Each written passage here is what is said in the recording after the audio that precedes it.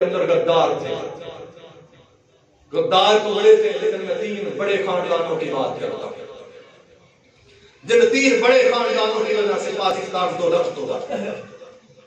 اور میں سے سر فہرست شیخ مجیب تھا۔ بنگلہ دیش آزاد کرنے کے بعد، اپنی حکومت بنانے کے بعد اپنی آئی پہ آیا اور اتنی کرپشن کی، صرف 3 سال بعد ہی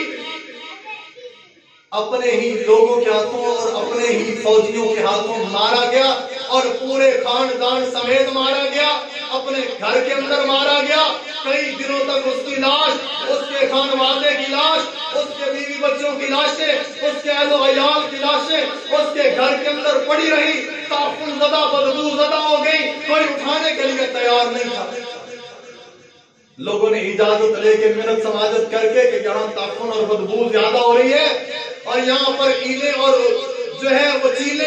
اس کے گوشت کو کھانے کے لیے، ان کے جسموں کو نوچنے کے لیے آ رہی ہیں، اجازت دی جائے اس کے گاؤں اس کو بھیجا جائے، وہاں کے کچھ لوگ اس کو دفنا دیں۔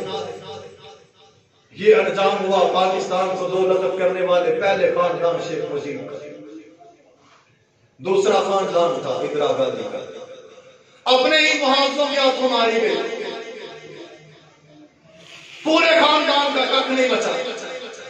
اور تیسرا خاندان پاکستان کا سیاسی خاندان، جس ڈھیلے ٹروزر والے کو اس نے جنرل لگایا تھا، اسی جنرل نے اسے پھانسی لگا دی۔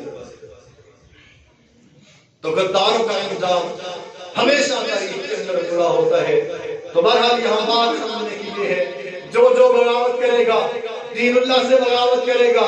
شرع اللہ سے بغاوت کرے گا، حدود اللہ سے بغاوت کرے گا، رسول اللہ سے بغاوت کرے گا، اس کا انجام ہمیشہ صحیح ہوگا۔ اور وہی اقبال کی بات ہے، میں تجھ کو بتاؤں تقدیر امم کیا ہے، شمشیر و سنا اول، قوس و رباب آخر، وآخر دعوانا